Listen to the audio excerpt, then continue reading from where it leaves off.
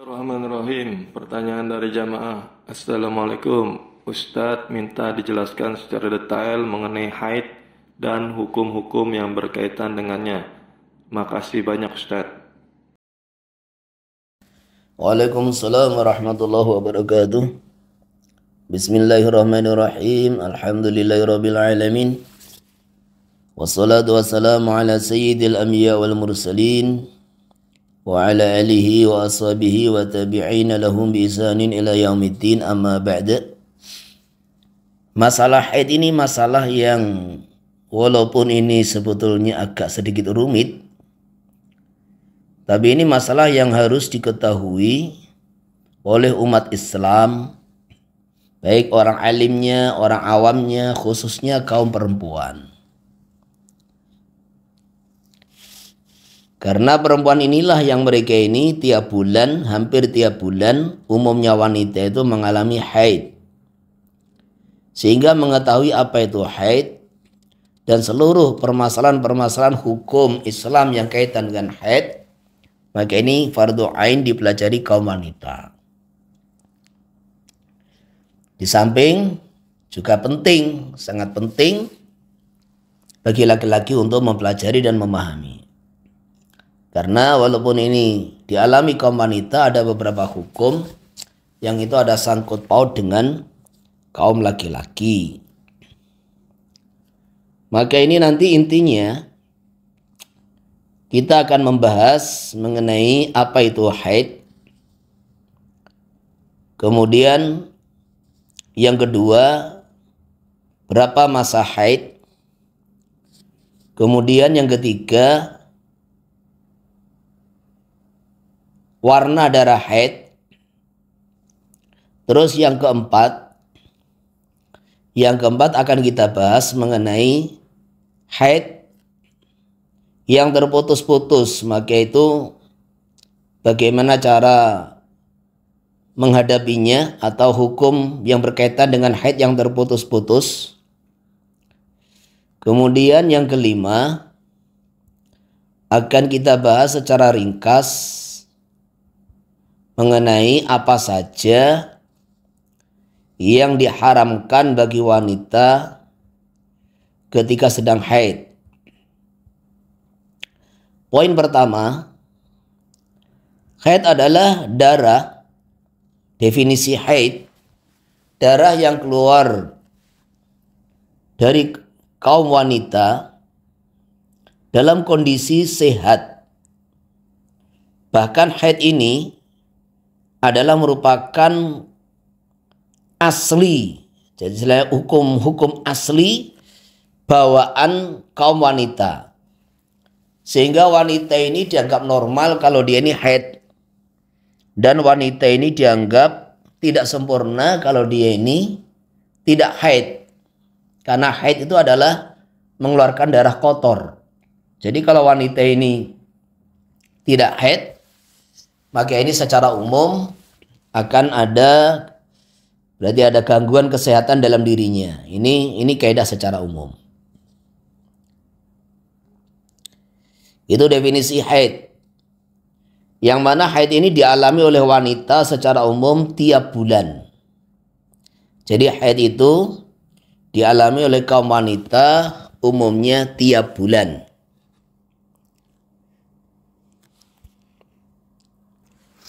Dalil yang menguatkan definisi ini adalah firman Allah Subhanahu wa taala, "Wa yas'alunaka 'anil mahid qul huwa adza." Jadi para sahabat tanya kepada baginda Nabi sallallahu alaihi wasallam mengenai apa itu haid. Maka Allah Subhanahu wa taala perintahkan kepada baginda Nabi sallallahu alaihi wasallam untuk menjawab, huwa adza. Haid adalah kotoran. Maka wanita yang sehat adalah wanita yang tiap bulan haid, sehingga dia keluarkan itu kotoran-kotoran darah dari, istilahnya darah-darah kotor daripada tubuhnya. Kemudian juga ada hadis dari baginda Nabi SAW, riwayat Bukhari Muslim, beliau bersabda, "Hada syai'un katabahu Ta'ala ala banati Adam." Haid adalah satu perkara yang sudah menjadi ketetapan Allah Subhanahu wa taala atas kaum wanita. Ini poin pertama mengenai definisi darah haid. Kemudian poin kedua, berapa minimal umumnya atau dan maksimal darah haid. Minimal darah haid itu adalah sehari semalam. Jadi masa 24 jam. Sehari semalam atau 24 jam. Itu minimal. Makanya kalau ada darah haid keluar kurang daripada 24 jam, maka itu damul fasad. Boleh dinamakan darah fasad, darah rusak, atau darah istihadah. Sehingga nanti berlaku hukum istihadah, nanti akan dibahas di kesempatan yang lain. Tidak berlaku hukum haid. Terus umumnya wanita ini di seluruh dunia haid adalah 6 hari atau 7 hari. Jadi 6 kali 24 jam atau 7 kali 24 jam. Kemudian maksimalnya 15 hari 15 malam. Jadi 15 kali 24 jam. Ini hitungan secara terus menerus. Jadi hitungan secara terus menerus. 15 kali 24 jam. Maka kita ulangi. Kalau darah ini kurang daripada 24 jam, hukumnya darah fasad atau istihadah. Nanti ada hukumnya sendiri. Begitu pula ketika darah ini melewati 15 hari, 15 malam, maka ini juga bercampur antara haid dan istihadah. Yang jelas, yang di atas 15 hari, 15 malam, yang di atas 15 kali 24 jam, itu adalah darah istihadah yang nanti akan dibahas dalam bab istihadah. Nah, sekarang ini yang kita bahas fokus mengenai bab haid. Di mana apabila seorang wanita yang dia ini sudah umur haid, yaitu minimal 9 tahun komariah. Minimal 9 tahun komariah. Kurang dikit gak apa-apa, kurang 10 hari, 15 hari gak apa-apa. Dia mengeluarkan darah. Terus darah itu 24 jam atau lebih dan tidak sampai 15 hari, maka darah tersebut adalah darah haid. Jadi darah tersebut darah haid. Apapun warna darahnya. Jadi terkadang orang itu keluar darah merah, ada yang hitam. Jadi merah, kemudian hitam, kemudian merah lagi, coklat, keruh, kuning, nah terakhir bersih. Maka ketika darah haid ini berbeda-beda warnanya, berbeda-beda sifat kekentalannya, berbeda-beda baunya, kok semuanya ditotal itu jumlah semuanya tidak ada 15 hari 15 malam, tidak melebihi. Maka tidak melebihi 15 hari 15 malam, maka semuanya dihitung haid. Jadi saya ulangi, ketika wanita yang sudah umur haid, yaitu minimal 9 tahun komariah, kurang dikit nggak apa-apa, kurang 10 hari 15 hari, dia melihat darah, yang mana darah itu 24 jam atau lebih dan tidak sampai melewati 15 hari, apapun warna darahnya, entah hitam, entah merah, ada coklat, keruh, kuning, maka semuanya dihukumi haid. Dan wanita ini yang tadi kita katakan itu terkadang umumnya itu haid 6 hari 7 hari. Seorang wanita ini terkadang dia ini kebiasaannya juga berubah-ubah. Terkadang 5 hari, terkadang 7 hari, terkadang 10 hari, terkadang 4 hari. Maka ketika seorang wanita, kok bulan ini tidak sama dengan bulan kemarin? Bulan kemarin 10 hari, bulan ini 6 hari sudah suci, ya sudah. Ketika sudah suci, langsung dia beraktivitas, mandi, sholat, beraktivitas seperti orang suci. Dan sebaliknya ketika wanita ini bulan kemarin 7 hari, lah sekarang kok melewati 7 hari, 8 hari, hari ke-9, ke-10 belum mampet, ya sudah. Wajib bagi dia beraktivitas sebagaimana orang haid dan wajib meninggalkan seluruh larangan-larangan yang diharamkan bagi orang haid. Lah kenapa? Karena memang adah itu terkadang berubah. Yang kedua apa alasannya? Karena dia belum melewati itu maksimal haid. Sehingga ada kemungkinan nanti suci dari ke-12, ke-13, ke-14, ke-15 seperti itu. Jadi ini perihal masalah haid.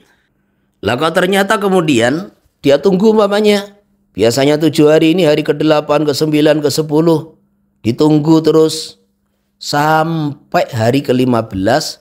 Lah mampet, ya sudah itu haid. Lah kok hari ke-15 juga nggak mampet, masuk hari ke-16. Lah masuk hari ke-16, lah kok belum mampet, maka di situ berarti dia haidnya campur istihadah. Sekarang dia segera wajib mandi haid, kemudian kalau sudah waktunya sholat, ya dia sholat dengan tata cara bagaimana nanti taharahnya orang yang istihadah. Dia mandi, dia sumbat itu farjinya dengan kapas, kemudian dia pakai pembalut, segera wudhu dan segera sholat. Ini hari ke-16, contohnya itu jam 9 tanggal 1. 9 pagi atau jam 12. Jam 12 tanggal 1 mamanya. Maka nanti ketika tanggal 16 jam 12, tanggal 16 jam 12 kok belum mampet, berarti sudah sempurna itu darahnya 15 kali 24 jam. Maka sekarang masuk hari ke-16. Dia wajib mandi dan sholat. Adapun mengenai yang 15 hari yang telah berlalu di mana dia tidak sholat sama sekali, itu berapa hari yang dihukumi haid dan berapa hari yang dihukumi istihadah nanti akan dibahas dalam pembahasan khusus bab istihadah. Sekarang tawajuh bab haid. Sudah 3 poin kita bahas. Lah kemudian ini satu tanbih untuk mengetahui orang itu sudah mampet atau belum, caranya bagaimana? Yaitu caranya dengan memasukkan kapas ke dalam farjinya. Dia masukkan kapas ke dalam farjinya. Kalau kapas masih berwarna coklat atau kuning atau keruh, berarti itu masih haid. Kalau kapas berwarna bening putih, berarti sudah suci. Maka inilah yang dikatakan oleh para ulama dengan itisol. Itisol itu apa? Seorang wanita, dia sudah di akhir-akhir masa haid, maka dilihat celananya sudah tidak ada bercak darah, merah nggak ada, coklat, keruh, kuning juga nggak ada, tidak ada bercak darah. Maka dia menyangka itu sudah bersih. Lah kemudian ketika dimasukkan kapas ke dalam farjinya ternyata masih keruh atau kuning, maka wanita semacam ini masih dihukumi haid. Selama kapas belum berwarna putih, masih dihukumi haid. Maka disinilah ada satu kisah dari Imam Abu Hanifah radhiyallahu an, ada seorang wanita datang ke majelis beliau. Di situ juga ada beberapa murid beliau, membawa sebutir buah apel dengan pisau, yang mana apelnya itu berwarna kuning. Maka oleh Imam Abu Hanifah radhiyallahu an, dibelah itu apel, kemudian dengan pisaunya ditunjukkan dengan ujung pisau warna putih yang ada di dalam apel. Maka kemudian apel yang sudah terbelah dengan pisaunya itu dikembalikan kepada si wanita dan wanita langsung pulang.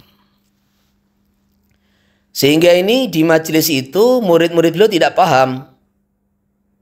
Ini wanita ada apa, cuma belah sebutir buah apel aja kok minta tolong sama Imam Abu Hanifah. Maka akhirnya dijelaskan oleh Imam Abu Hanifah radhiyallahu an, bahwa maksudnya wanita ini bertanya karena dia pemalu, maka dia tidak mengucapkan sepatah kata pun. Dia hanya tanya dengan bahasa isyarat. Kalau darah haid saya ini masih berwarna kuning seperti kulit apel ini, apakah saya sudah suci? Maka saya jawab belum. Sehingga kapas yang kamu masukkan itu putih seperti bagian dalamnya apel. Jadi ini pengetahuan yang penting yang harus diketahui khususnya bagi kaum wanita. Dan juga bagi laki-laki, terkadang wanita ini dianggap suci oleh suaminya. Dianggap suci lah, ternyata diambil kapas lah masih keruh, maka ini belum suci sehingga belum boleh untuk mandi wajib dan belum boleh dikumpuli. Poin keempat, masalah haid yang terputus-putus. Jadi di antara hal yang juga sering dialami oleh sebagian wanita, haid dia nggak lancar. Yang kita bahas di atas itu 24 jam, 6 atau 7 hari, 15 hari itu kalau haidnya terus menerus.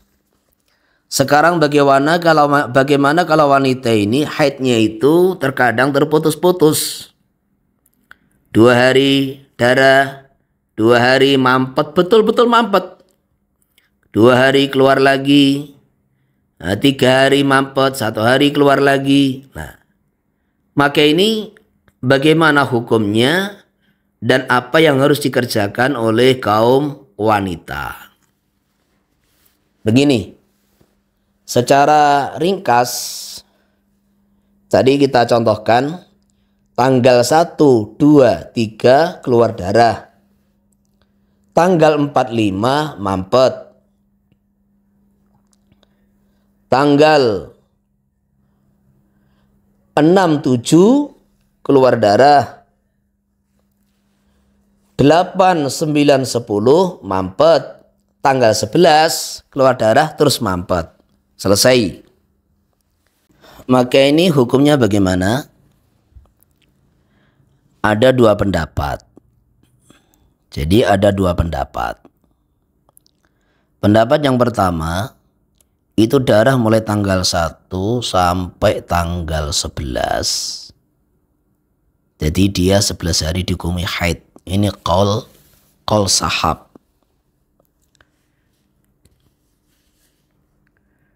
Sehingga bulan ini dia haidnya dihitung 11 hari. Qaul kedua, ayyamud dam, hari-hari yang keluar darah, tanggal 1, 2, 3, tanggal 6, 7, dan tanggal 11, itu saja yang dihukumi haid. Yaitu ada 6 hari. Lah adapun tanggal 4, 5, dan 8, 9, 10, ayyamun naqa, maka dihukumi suci.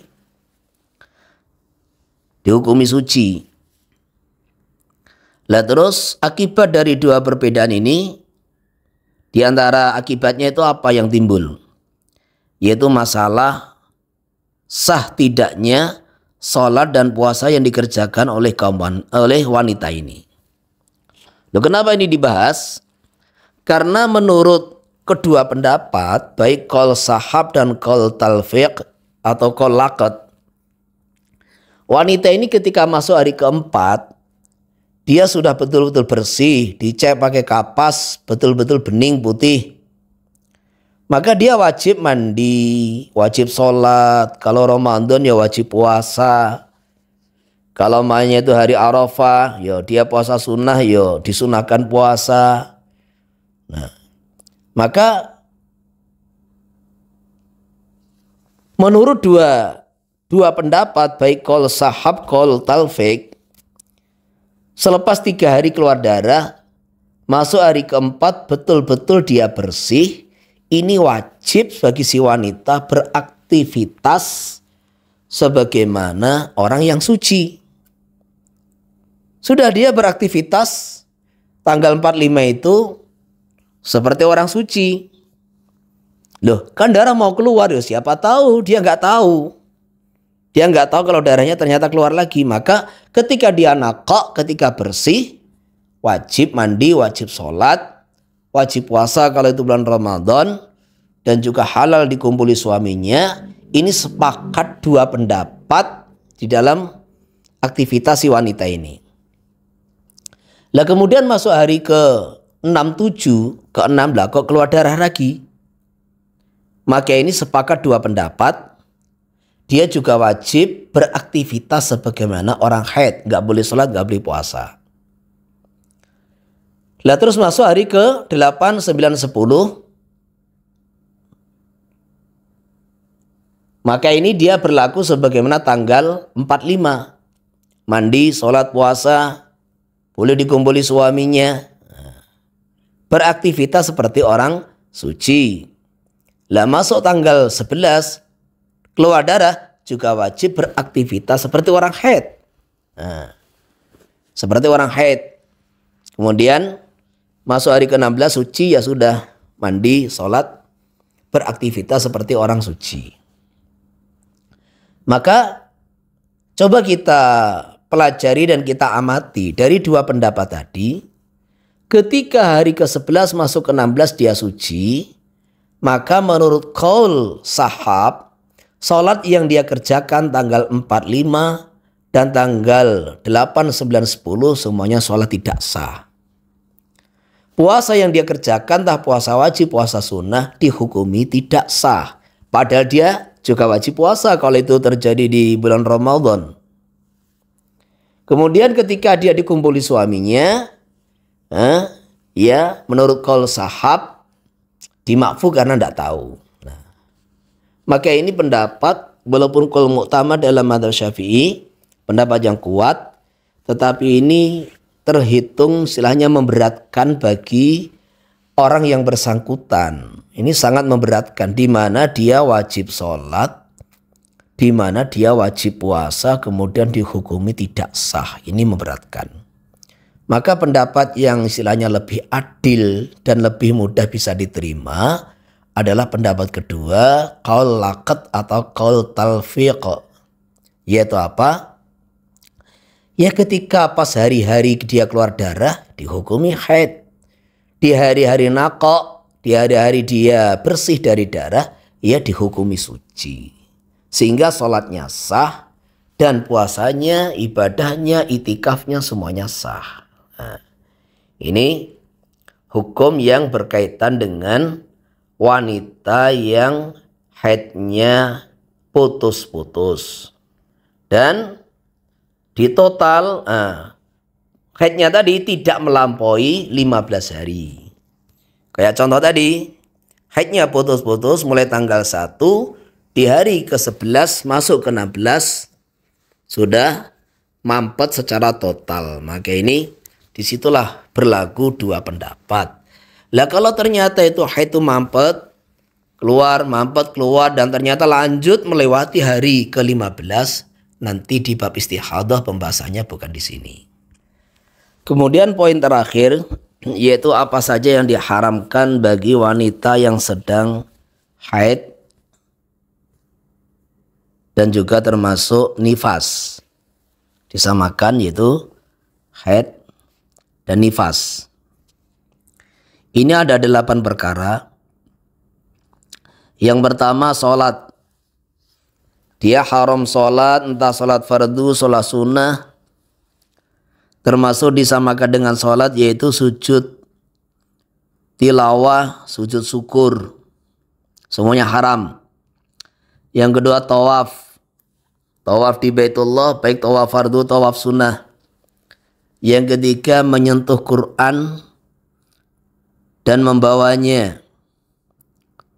Jadi menyentuh mushaf, ini sudah saya buat jawaban tersendiri mengenai uraian yang dimaksud mushaf itu apa. Menyentuh mushaf dan membawanya, maka ini hukumnya juga haram. Yang keempat, membaca Quran walaupun sebagian ayat dengan tujuan qiraatul Quran. Jadi membaca Quran dengan tujuan qiraatul Quran walaupun cuma sebagian ayat. Dan ini harus betul-betul ada suaranya. Jadi kalau dia ini hanya dalam bahasa Jawa namanya batin. Jadi menjalankan ayat-ayat Al-Quran di dalam hatinya. Atau dia ini menggerak-gerakkan lidahnya tanpa ada suara makharijul huruf di situ. Ini juga tidak apa-apa, tidak diharamkan.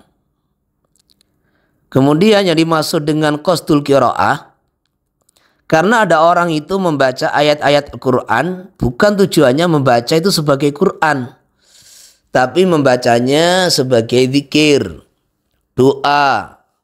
Contohnya baca Bismillahirrahmanirrahim, mau makan, mau memulai aktivitas sebuah pekerjaan, mau minum, membaca Alhamdulillahirabbil alamin, usai makan minum, itu namanya kan zikir. Atau dia ini bayan pakai bahasa Arab kemudian menyampaikan kisah-kisah Al-Quran. Atau dia berdoa, Rabbana atina fid dunya hasanah wa fil akhirati hasanah wa qina adzabannar. Atau dia ini niatnya menjaga hafalan. Kalau dalam istilah itu sabaqi mangzil. Jadi takror, mengulang-ulang hafalan yang sudah dia hafal. Maka ini juga nggak apa-apa. Tapi kalau sabak menambah setoran nggak boleh. Jadi saya ulangi, yang haram bagi wanita haid itu adalah qiraatul Quran bi qasdil qiraah. Jadi kalau dia membaca Quran yang dibaca ayat tapi memang niatnya untuk berzikir, niatnya untuk berdoa, niatnya untuk memberi nasihat kepada orang, niatnya untuk menjaga hafalan, niatnya untuk mengajar. Jadi orang yang lagi haid niatnya ngajar atau niatnya membenarkan setoran muridnya yang salah. Wanita yang sedang haid itu nunggu setoran boleh. Nanti dia simak. Nah, kemudian kalau ada kesalahan dia benarkan. Lah membenarkan santri yang salah dalam baca Quran bagi wanita haid itu boleh. Yang penting dia tidak boleh pegang Quran. Yang nomor 5, berdiam diri di masjid. Bahkan lewat saja juga nggak boleh kalau dikhawatirkan itu mengotori masjid. Yang keenam, berpuasa. Baik puasa wajib, puasa sunnah, semua tidak boleh. Yang ketujuh, berhubungan dengan suaminya. Berhubungan maksudnya bersenggama, bersetubuh dengan suami istri di masa haid itu tidak boleh. Bagi orang yang melanggarnya maka disunahkan bersedekah. Jadi ketika haid itu masih deras, maka kalau mampu disunahkan sedekah 1 dinar. Ketika dia mengumpuli istrinya dalam kondisi haid sudah mau mampet, sudah tinggal dikit darahnya, maka sunah sedekah setengah dinar. Kemudian yang nomor 8 yaitu bersenang-senang dengan suaminya, yakni disentuh antara bagian anggota antara pusar dan lutut.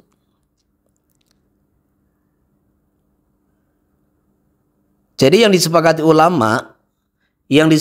ulama haram bagi suami ketika wanitanya sedang haid itu adalah menjimaknya.